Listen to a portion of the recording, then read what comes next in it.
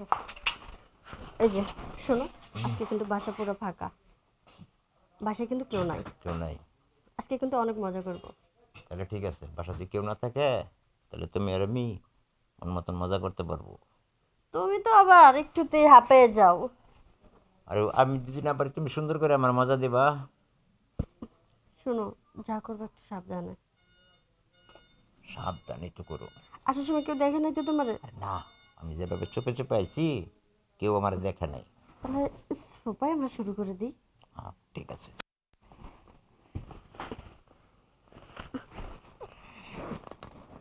আরে উঠে দাঁড়াও। শোনো, বাসায় আমার আম্মু আসার আগে কিন্তু কাজটা সেরে ফেলাইবা। আমি কিন্তু এমনি ভয় পাইতেছি। আর ব্যাপার পরে নেই।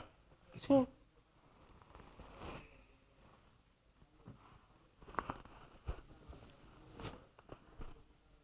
কি করতেছো? আরে একটু কাজটাও ঠিক করে করতে পারো না? রাখো না, এমন করছো এইভাবে কেন? কেউ কিছু করে? রাখো, বাপ করতে দাও। চেয়েছো কেন? আরে দাঁড়াও, সেফটি আনছো? পাগল হয়েছো তুমি? আমি সেফটি ছাড়া কাজ করবো? যদি বাচ্চা হয়ে যায় তখন কি করবা? কি? বাইরে বলা যাবে হ্যাঁ, জায়গাটা এখন নষ্ট করো, পরে এগুলো পরিষ্কার কে করবে? দূর হোটেলের কোনো সমস্যা নেই, কি চাওয়া যায়? না না, আমি সেফটি ছাড়া এসব করতে পারবো না। পরে যদি আমার বাচ্চা হয়ে যায়, পরে যদি তুমি আমার বিয়ে না করো? আরে আমি তোমার বিয়ে করব, ঠিক আছে? তোমার বিয়ে না করলে কি করবা তোমার করবা বলে করে আছে? তো 6 মাস ধরে ঘুরেইতেছো, কিন্তু আজকে বাসায় তো কিছু বলতেই পারো না। খালি প্রতিদিন আসতেছো, মধু খাইয়া যাইতেছো। আর শোন আমি কি করি, আজকাল মধুটা খাওয়া যায়, এরপরে মধু তোমার বিয়ে করে পরে খাম, ঠিক আছে? সত্যি বিয়ে করবো তো? সত্যি করবো, সত্যি বিয়ে দেখো। করবো। হ্যাঁ, তুমি আমার সুন্দর করে আজকে আদরটা দিয়ে দাও, পরে দেখবো পরে আদর যখন দিবা বিয়ে করে দাও। ঠিক আছে, তোমার বিশেষ করে সব কিন্তু দিয়ে দিতেছি। হ্যাঁ দাও।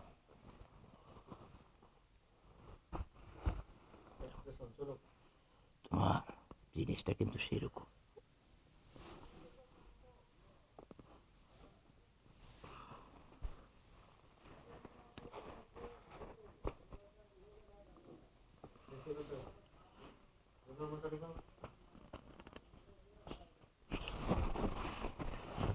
মরছে, ওই যে ডাকতেছে।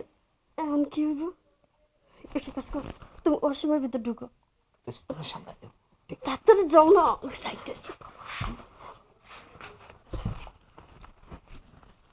হ্যাঁ আসতেছি, বেরোয় না।